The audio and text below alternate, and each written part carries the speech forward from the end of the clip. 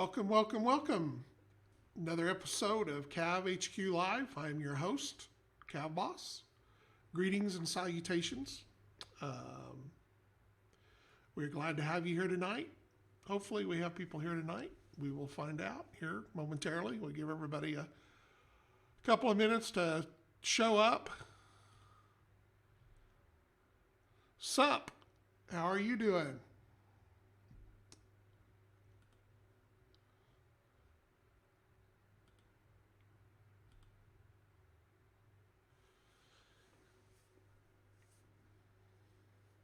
Hopefully we don't fall out tonight or whatever.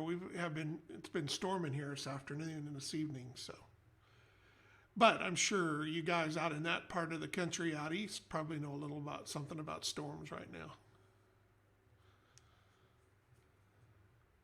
After last week, anyway.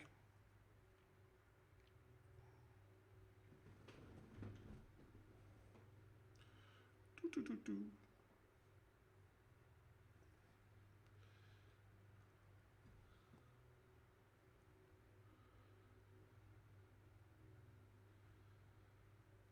Give everybody a couple of minutes and we'll see where we go from here tonight. See where our chat winds around.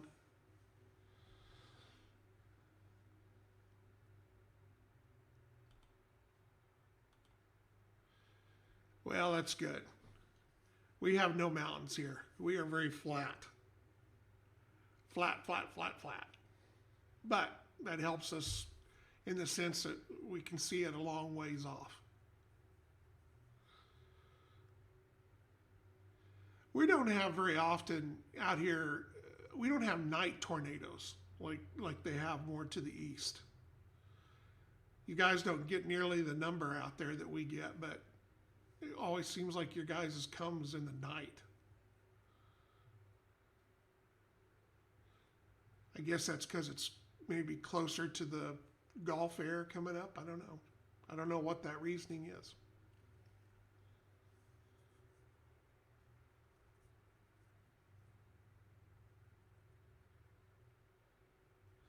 I don't even know what our average out here is. I think we're like at 400, 300, 400 tornadoes a year that we have around here in Kansas. I know the big three for total number is Texas, Oklahoma, and Kansas. I think it's Texas, then Kansas, then Oklahoma, I think is the number, the way that they line up.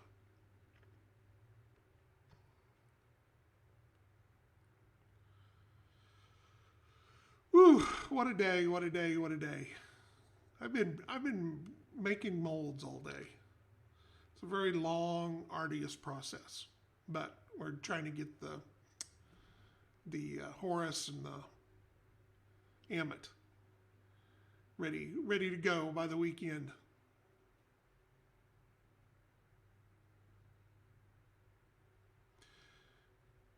We had, right at the end of last week, a bunch of big restocks came in, so they kind of ate up the first of the week here with stuff. The UPS man either loved us for job security or hated us because of the boxes he had to haul out of here yesterday.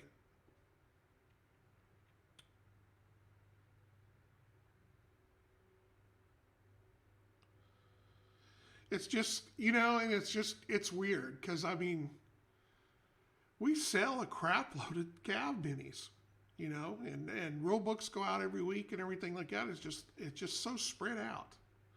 I don't know what's the best way to make that better. I know that, like we've talked about, a lot of conventions next year.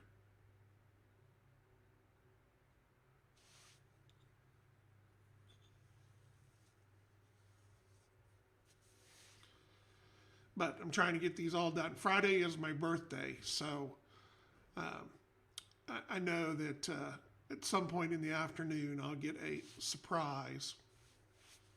So I'm trying to get everything done before that all gets in the way. Get it done and get it out of here.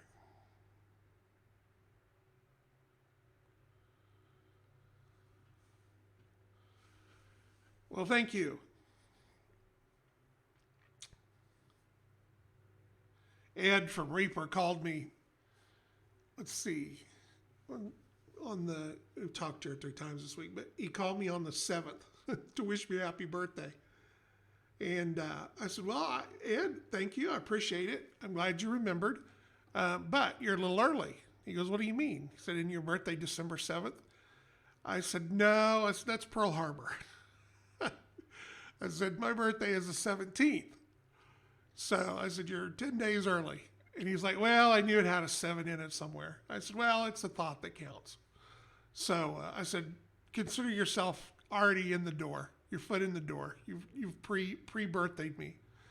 So he said, well, if it works that way, he said, happy birthday for 2022 too. So,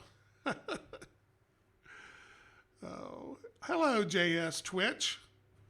16-month subscriber. Woo! On a 16-month streak.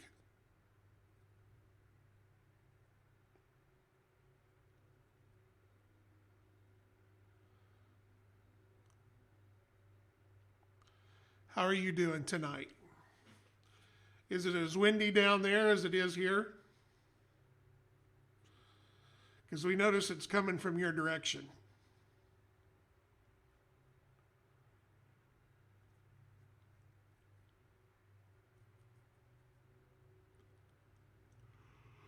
Oh, it is. No disc golf this week. I'm telling you, it was blasting. It's kind of come down a little bit, but I think I read somewhere today, like in Denver or something like that, they had 100-mile-an-hour winds.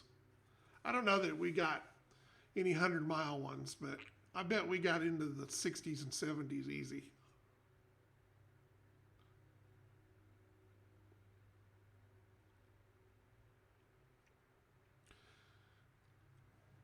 Just blew in a bunch of rain. We had pretty hard rain there for a while, and of course, when the wind blows this much, it gets a lot of dirt up in the atmosphere. You could just see it today, just clouds of it up in the air. Not dust bowl kind of clouds, but you can see it up there. The sky gets kind of ruddy looking. And of course, when it rained, that stuff, the water mixes in with the dirt. So we got great big muddy raindrops all day.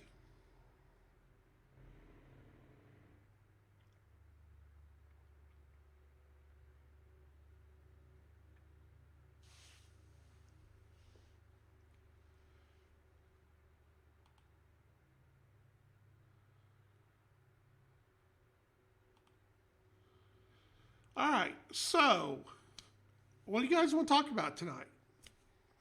I did get a lot of stuff prepared because I really, with the storms, I wasn't sure if we were going to be able to broadcast tonight. And I got busy on those molds. So tonight will be just kind of a free flow chat night. We have those every once in a while.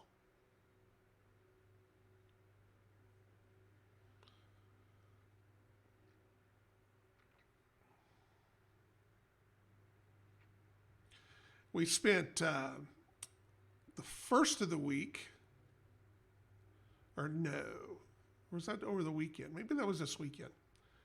Hi, Gimli. How are you doing? Welcome back.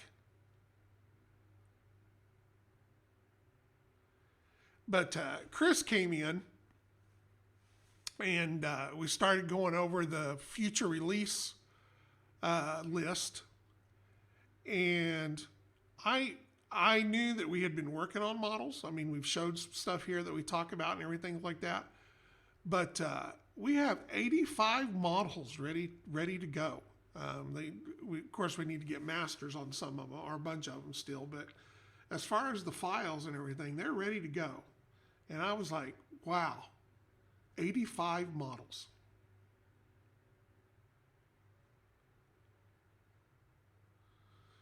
And what surprised me was the aircraft. I didn't realize we had as many aircraft still in there already ready to go. I bet there was, out of that 85, I bet 10 or 12 of them are aircraft. And then I'd say the other mix is pretty much half vehicles, half CAVs.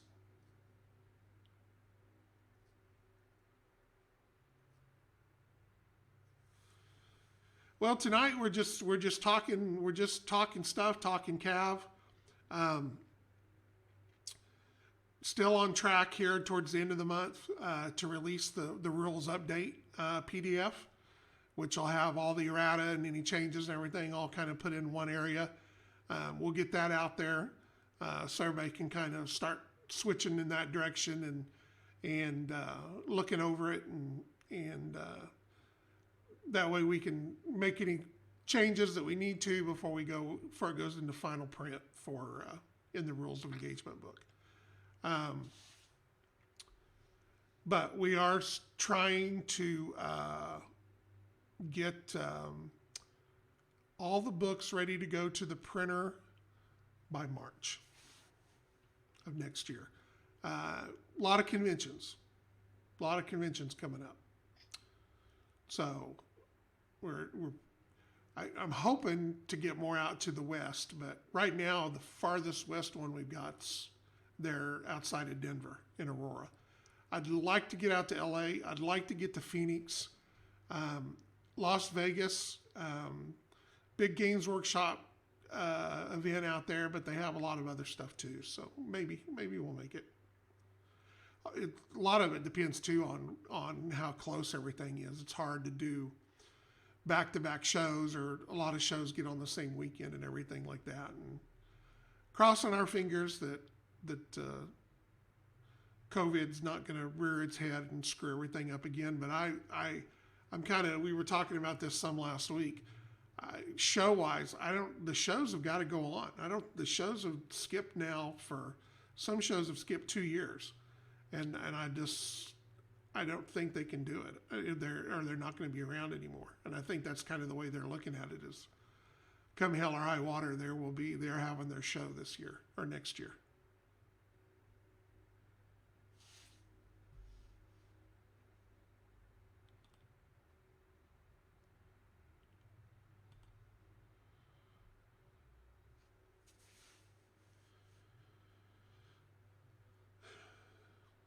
Plus, this is like our 63rd episode.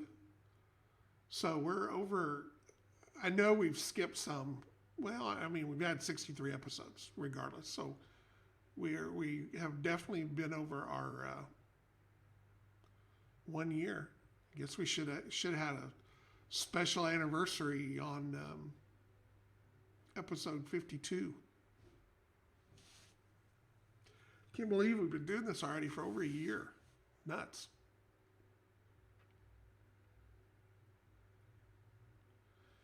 But like I said, spent most of the day working on molds.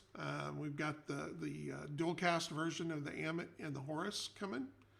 So hopefully we will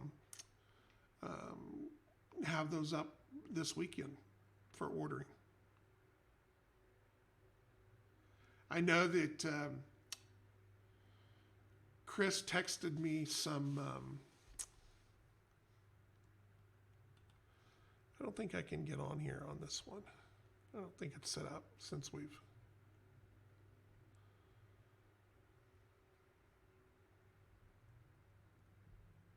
let's see. But Chris got into because I did those MDF textured bases that we released last week, which, by the way, hopefully if you guys got some, we'll start seeing them painted up. I know that the laser cutter last week for 4 days straight did nothing but cut textured bases. So every time I turn around, I was going back out there and reloading more wood into it.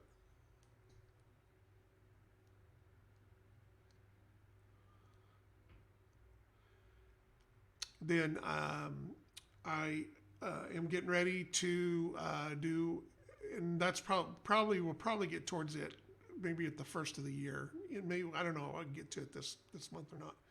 But probably wait that way with the rules update coming out. That way we can show that off as I'm setting up a Terran versus Rock game play along that we'll use for a couple of weeks to play on. and be a good chance for people to see how some of the changes affect the game, and if you have questions on how they work. So, been playing around with the role-playing game a little bit more. I actually, I kind of rolled up a character the other night. It's not on the top of my list of things. It's kind of in the evenings, kind of working on it, winding down a little bit. So hopefully we'll have some stuff up on the forums pretty soon to kind of show some of the stuff there that I've been working on. So, all right, guys, ask some questions. You guys are being awfully quiet tonight.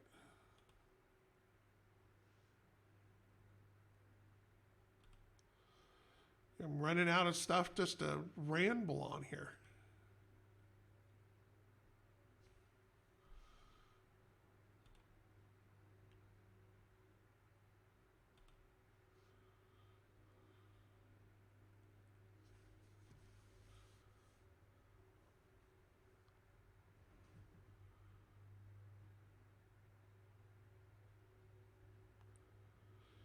Bueller. Well, he says, self. I don't really have a whole lot to toss in. Well, I can, your brain is pretty fried. I know the feeling well. It's a bad thing about shows at 8 o'clock on Wednesday nights.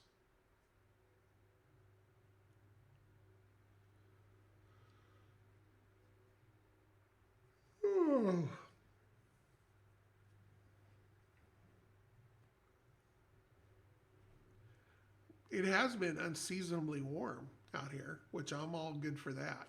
I hate cold weather. I mean, you never have to worry about me living any further north than I am right now. Right? Yeah, East Coast. Yeah. I know I spent, also this week, I've been talking quite a bit to Christopher Wales. The Thunderbolt Studios. Is that what he got? It's Thunder something. Sorry, Chris. But he's ready. He's moving ahead on the CAV STL files for buildings and stuff like that. So he's got quite a several ideas that he wants to work on. He's done some BattleTech stuff that works really good for on the map boards that they release. So it'll be interesting to see with the larger scale and the more not being confined by hexes, what that'll end up looking like. So hopefully you'll have some. I saw some sketches.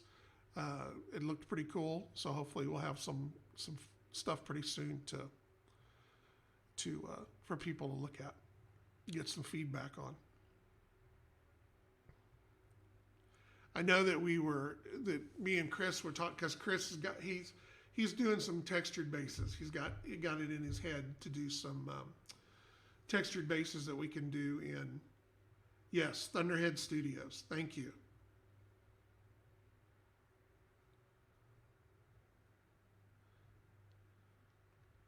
I get Thunderbolt in my head.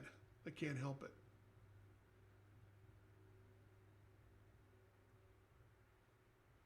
I get one word in my head, and for the life of me, I can't switch it out until I see the right one.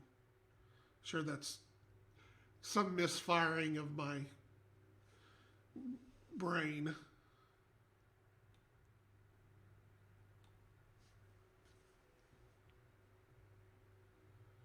But my hope is, like I said, he's making building terrain STLs.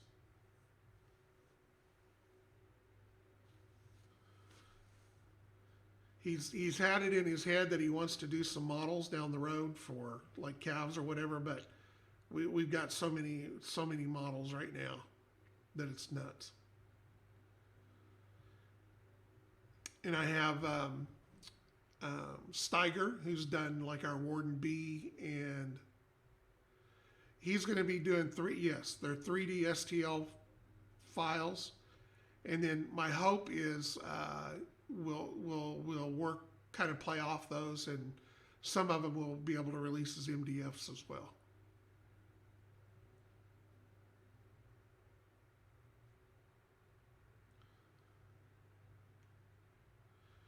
But right now I've got Steiger working on the Typhoon, which is going to be a sci-fi modern version of the Stuka.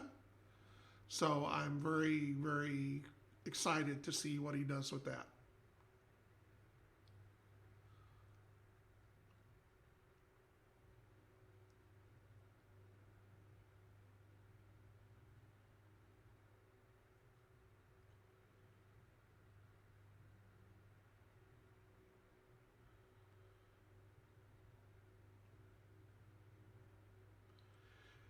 I've been kind of I know I don't remember when I talked about it. I don't know if I got into it in depth or not, or how far I covered it over there. But in the rules update, guided missiles are going to be broken down into 3 or 4 versions. Everything works the same, how they work or whatever. The difference is going to be how they can be shot. So like if a model is equipped with surface to air guided missiles, then they won't be able to take those missiles and shoot at tanks. Or if you have surface to surface guided missiles, you're not going to be able to take those and shoot at planes. So guided missiles, they were very generic and kind of a hodgepodge of everything, but it gets kind of silly, I think. I mean, in my way, the way I like seeing playing the game played, and I don't think guided missiles need to be a catch-all for everything, and I think that will make players, I think that'll help specialize models a little bit more too, without causing this huge rules ruckus or whatever. No, not at all, because you're talking about like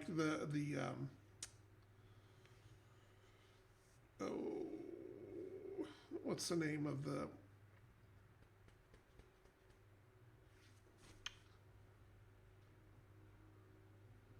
can't remember the name of it, but like the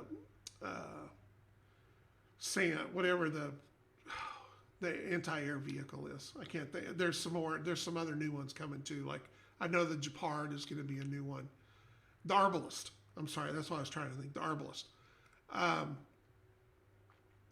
mean, it's equipped with surface-to-air missiles. So I mean, you're going to be able to.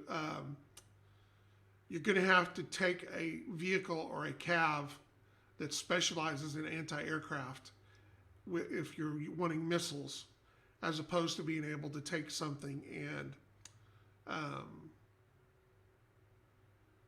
use it for it all. And the Arbalist is a good example of where this kind of came from, because the Arbalist was never intended to be an anti-vehicle, anti-CAV vehicle. And by just having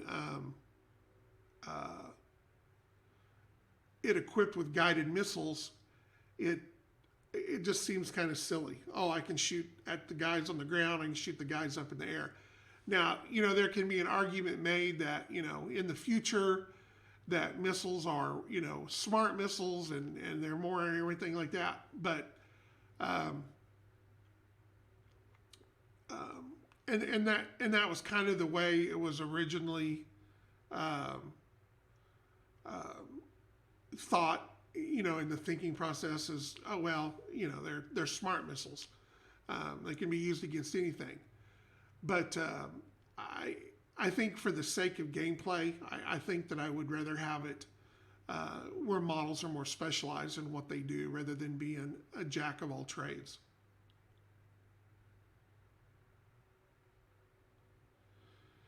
Well, I agreed, but I'm not necessarily worried about a tournament force. So, the tournament is going to be the bottom of my list of worrying about. I'm looking at an overall game playability section.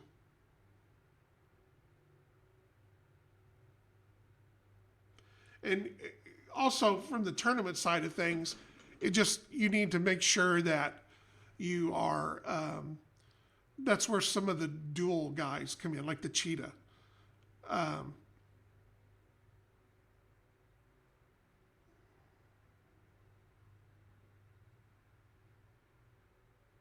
well, I don't know what to tell you, but if you're worried about that, that's where some of the non-guided missile um, anti-aircraft platforms will be better, because like the cheetah can use its autocannons to in the air or in the ground, either one. So where it really will affect things are the um, all guided missile boats. If that's all you've got, like the Arbalest with 3 or 4 guided missiles, then you're going to be very limited as to what it's good for.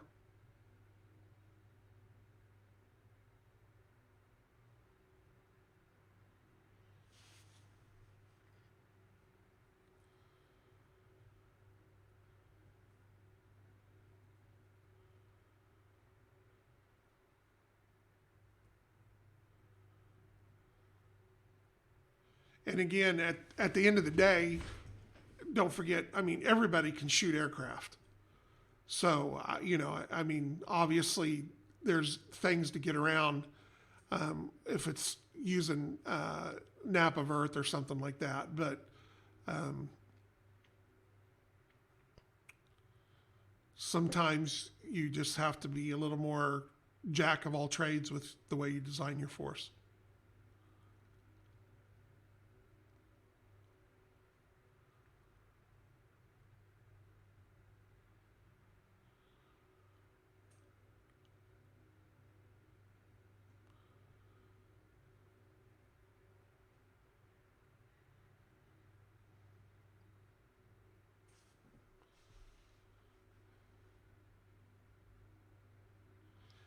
It'll also it'll make a difference with aircraft as well, so that your fighter aircraft are going to be air to air guided missiles, whereas some of your ground attack aircraft will be air to surface missiles. So again, it brings a little more specialization to a model, and maybe we'll spread those out a little bit between some of the more specialized things.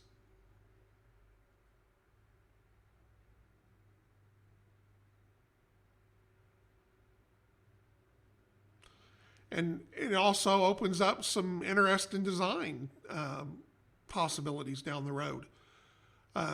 Obviously, there wouldn't be there's not a reason why it couldn't be a model couldn't be equipped with both anti-air and surface guided missiles. We might have 2 of each tube. Certainly with aircraft, you could see if you look at some of the Falcon, our actual Falcons, some of the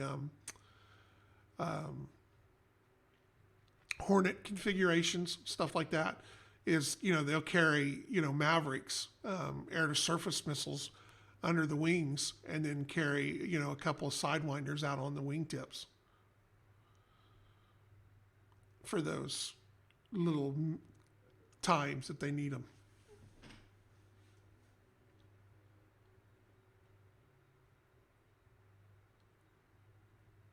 So, I could see that making for some interesting designs as opposed to, building, throwing 4, 6, 8 tubes of all the same thing onto one model.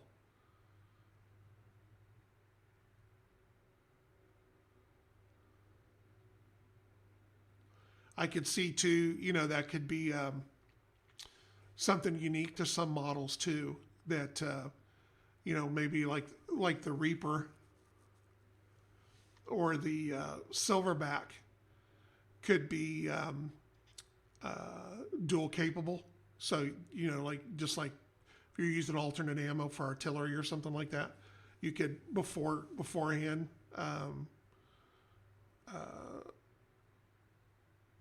Declare that they get which type of ammo that they're carrying.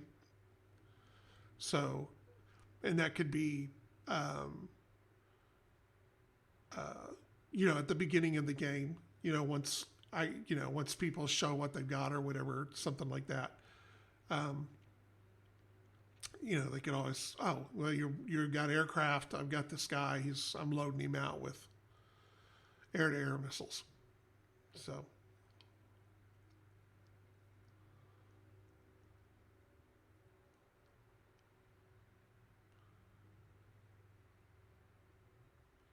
And that could be down the line, maybe some alternate weapon systems as well. Maybe have smart missiles or whatever, but because of the increased need for an AI or something like that, they're capable of either shooting into the air or into the ground, but they do less damage because of more room being taken up for the smart side of it. Yeah, it's just lots of options, I think, that it opens up for things down the road to keep the game from getting too stale. And as always, when you're playing your game, if you want to have generic missiles for everything, then use generic missiles. Much like I don't care what you do in the privacy of your bedroom, I don't care what you do in your own game.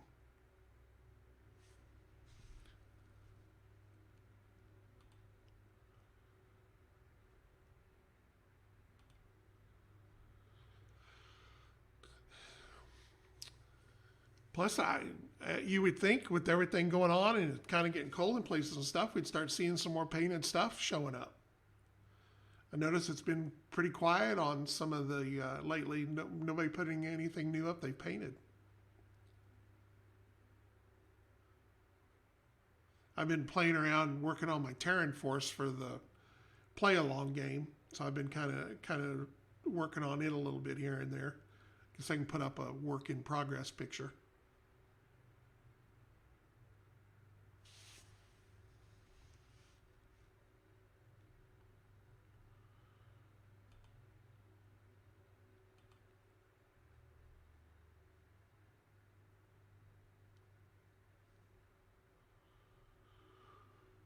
Okay.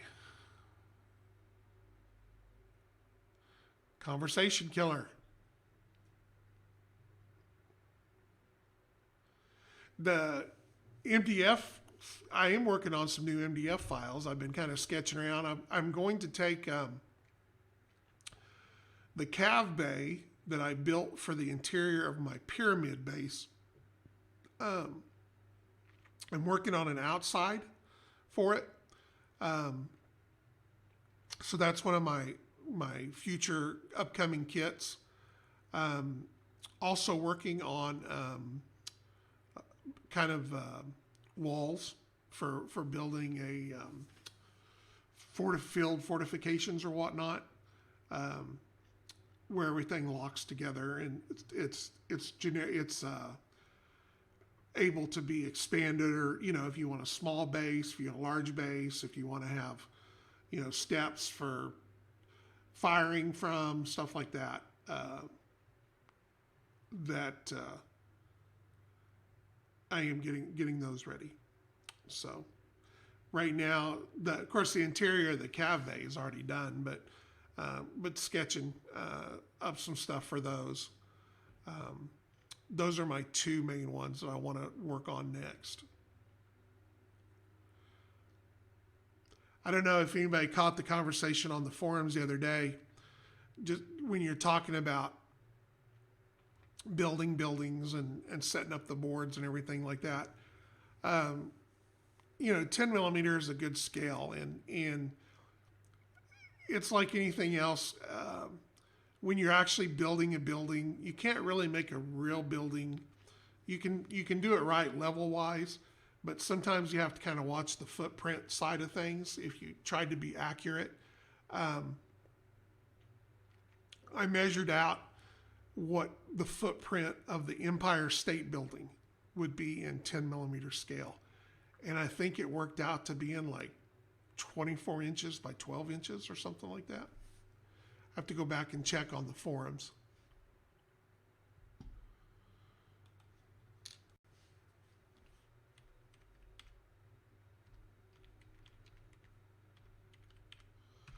But I thought that was a pretty interesting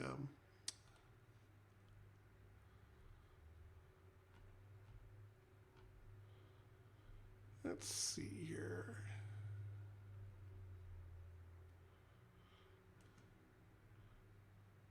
I've got a new mouse. I'm not really wild about it.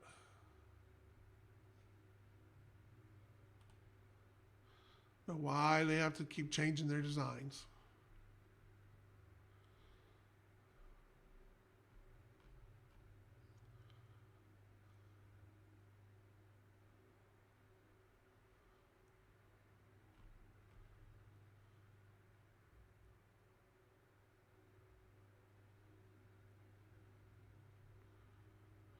Yeah, so the Empire State Building would measure 28 by 12 inches for the footprint side of things. And in levels, and this is going all the way up to the very end of the antenna, 97 inches tall. So that's what, 9 feet, basically, to be on scale on a CAV board. So that's a crazy building. Now, where some buildings that are fun to be a little more scale accurate footprints are like warehouses and stuff like that. I've done some of those in the past that were pretty good size, that were set up so that the models could actually go inside the building and you could have some inside fighting. Those are pretty cool. I'd like to do maybe a couple of warehouse size buildings.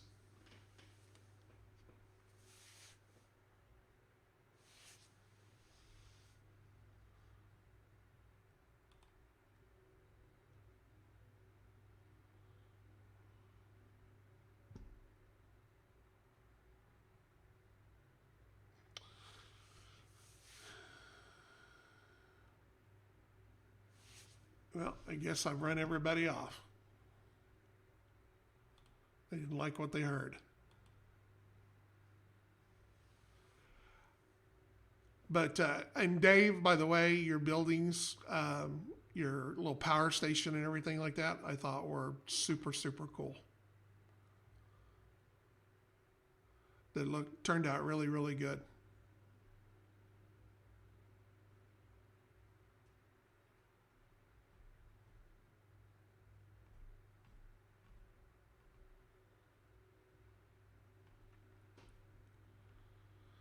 I know that Zim Zarayan, that kind of started that deal with his 3D printed stuff, the buildings that he printed out are super, super cool. They're, I would like to see them, quite a bit bigger. I mean, that's what you get into with the BattleTech side of things is, you know, you have map scale and you have actual model scale. So when you're playing on a map board, you know, you're playing 6mm CAVs, but you're playing on, I don't know what the terrain scale would be on a map board. I know that 1 hex I think equals 100 feet. So, you know, and then on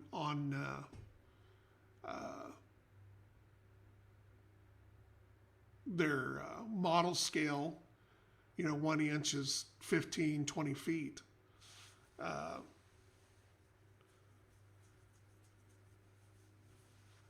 So that would be what one. I don't even know how you would scale that out. It'd be like 1 in 600th or scale or something like that. So anyway, but and that's when you build that BattleTech board and you print out all that stuff for map scale. You know, you can really fill up a building quick or a map quick with buildings, and always, obviously, lots of buildings, especially in a city fighter, are super cool. And it works for that side of it, and that's, you know, how they've always how they've done buildings in BattleTech. But, you know, especially if you're not playing a hex game and when you're playing with CAV, you know, you'd like to see the buildings a little more bigger in the footprint. Because I know he's got one building that he's got showing there, and like I said, I know, you know, a story in CAV's about 3/4 of an inch. So I know that front building he's got there is probably 3, 4, 5, 6, 7, 8, 9, 10 stories. So, you know, you're talking, what, be 1.5 inches times 5. So 4, 8, 9, 11, 11-ish inches, 11 or 12 inches tall. That building that he's showing there that's about 2.5, 3 inches tall.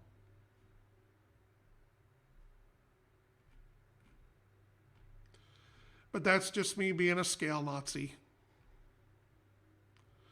Do it however you think that it needs to work. And if you haven't checked out that thread, it's under the 3D printing forum. I also kind of went in and talked a little bit about my figure scales, how I figure scale for figures.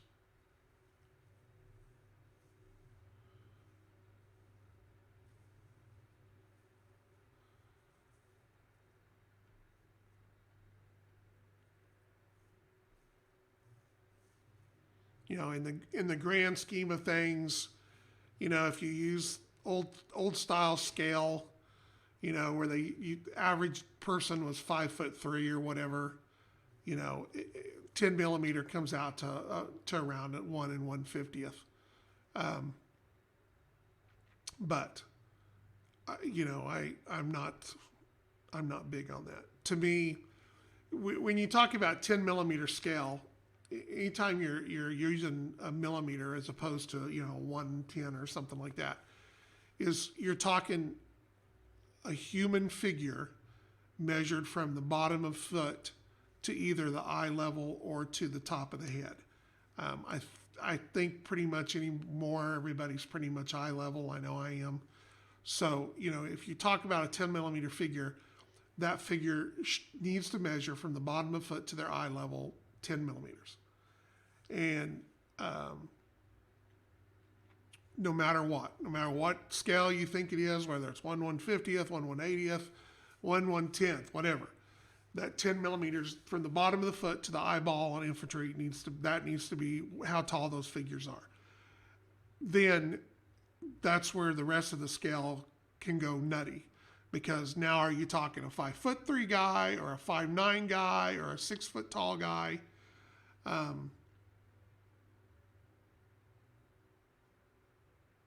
So, you know, mine works out to about about a 5, well, the actual overall height to the top of his head is going to be a 6 foot tall guy.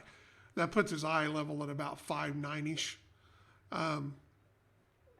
So it actually comes out to like 171 or 172 or whatever. And then I rounded it up to 180 just because it makes for an easy measuring scale at 1 1/80th, because 1 inch equals 15 feet. So, and when you're talking about the difference of a 1/72 or 1 1/72 to a 1 1/80th figure, in actual what that model is, the sliver is so insignificant that it's just not going to matter. Unless you're a grown-hard historical gamer, and then it probably makes a lot of difference.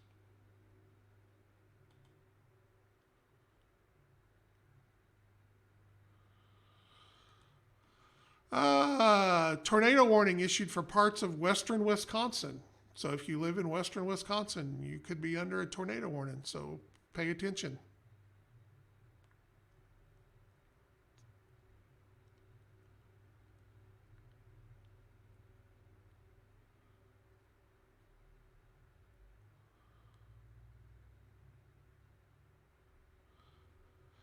Also, I don't know if you caught today that the U.S. Navy fired a laser weapon in the Mideast amid drone boat threats. It was a test of an actual laser that they're using to shoot down drones. Pretty cool. CAV is coming.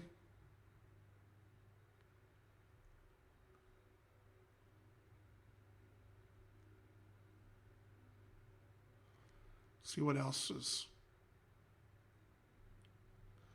in the news. It's could be CAV related.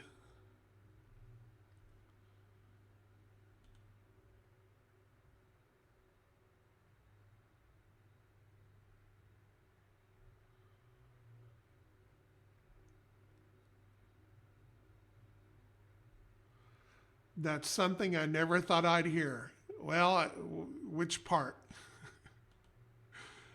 I did a couple of different deals there.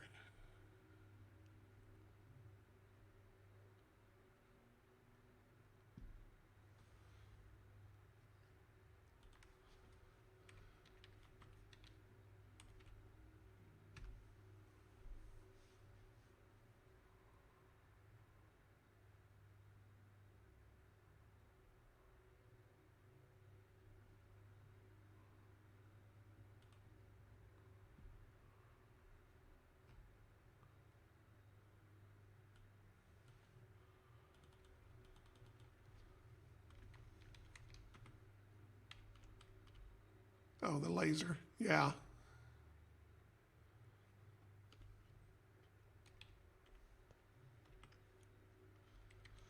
Oh, I'm sure we're a lot further on a lot of things than they let on to us.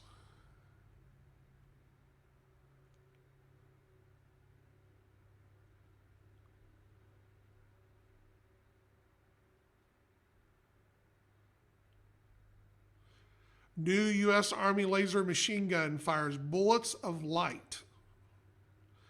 So I believe that's a pulse laser, or as we call in CAV, a laser bolt cannon. Uh-huh. Where are you? We know where we're at. We're already way ahead of you guys.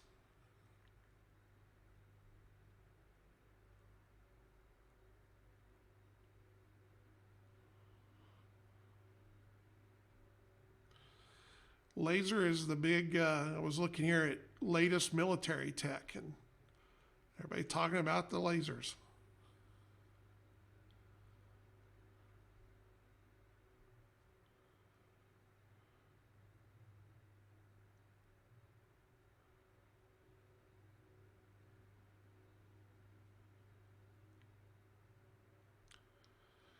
They're talking about laser communications, which we have in CAV already.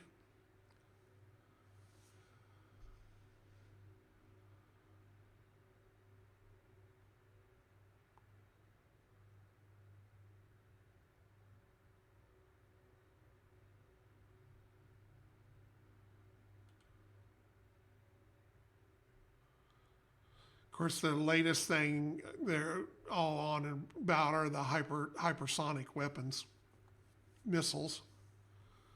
Those are just nuts.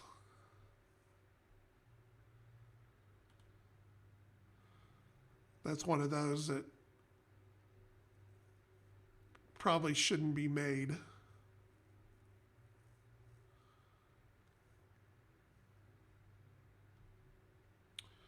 But, you know, up there with gas and nerve agents and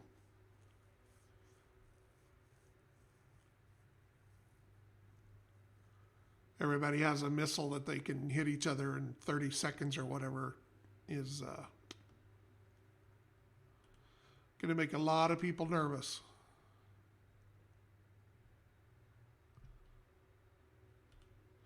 All right. Well, nothing else there that I can tie into CAV right now.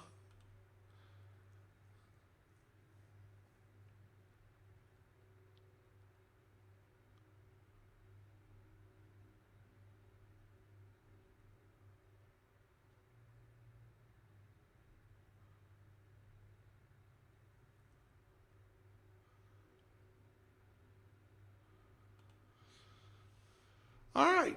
Well, we're down to the last 5 minutes. Anything anybody wants me to jump on and cover while you have me? Question? Something to discuss?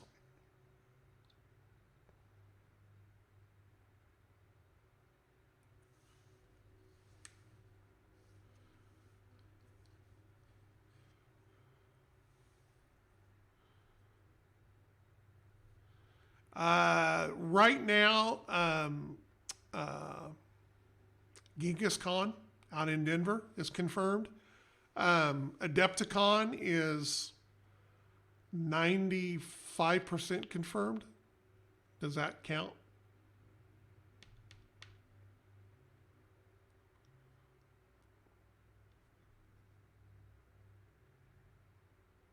The only thing that we're waiting on Adepticon is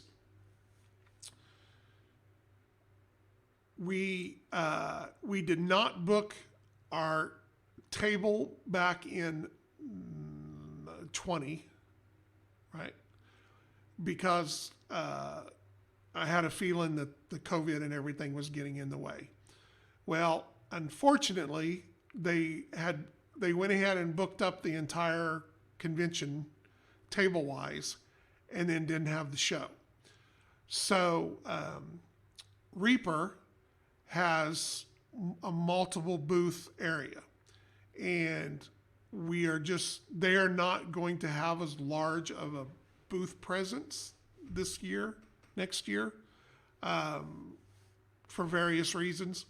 And we are just waiting for Adepticon because they have a rule that you're not supposed to, and every convention is pretty much this way, that you can't sublease your booth space out. So, but I don't think we're going to have a problem with them allowing us to split the booth up because we are a normal vendor at Adepticon and have been there before, and the way the situation is. So we are just waiting for Adepticon to sign off on that, which may have already happened. I haven't talked to Ed in 2 or 3 days. So we should know that pretty soon.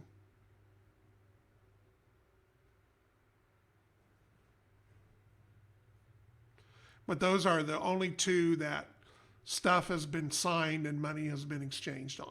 I'm going to get up an updated list on the forums and start putting that information up there as we get dates checked and everything.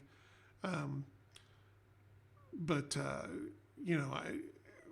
lot of Little Wars, NashCon, ReaperCon, there's several that we attend regularly that, again, are 99% sure ones.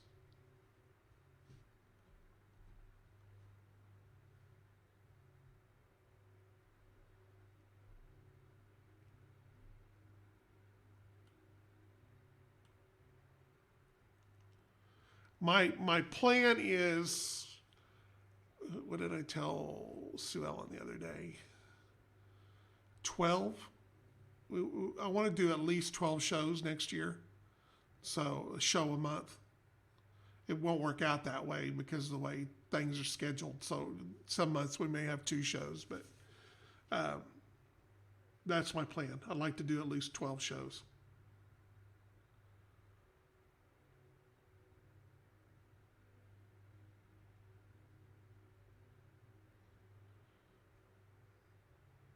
We will certainly have lots of new miniatures. Like I said, now that I know how many, I mean, right now the bottleneck is just getting molds made. So as I do more, I get faster. Yeah, no, we'll be at ReaperCon. I don't know if we will do an official CAVCon part of it, but we will have definitely some CAV events at it. No, no, I'm not. And that's one of the reasons I'm trying to get that list out. If people want to sign up, for an event and run a game at the conventions, we will certainly do everything we can to help and sponsor it.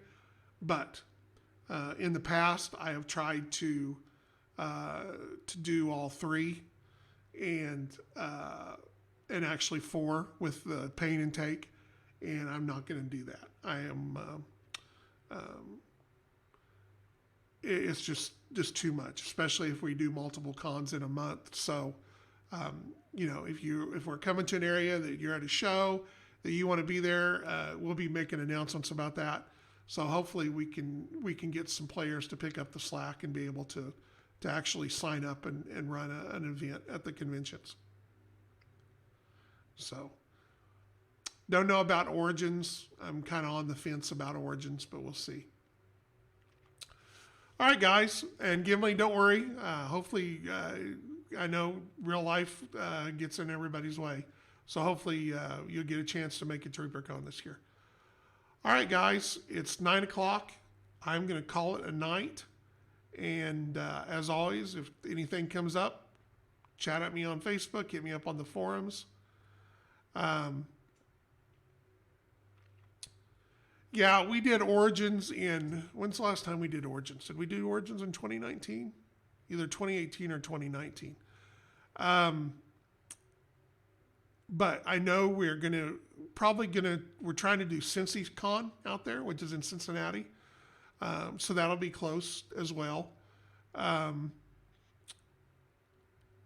So yeah, we're getting there. Thank you, JS Twitch. You be safe too. Don't get blown away, anybody. And take care, and I will talk to y'all later. CAV on.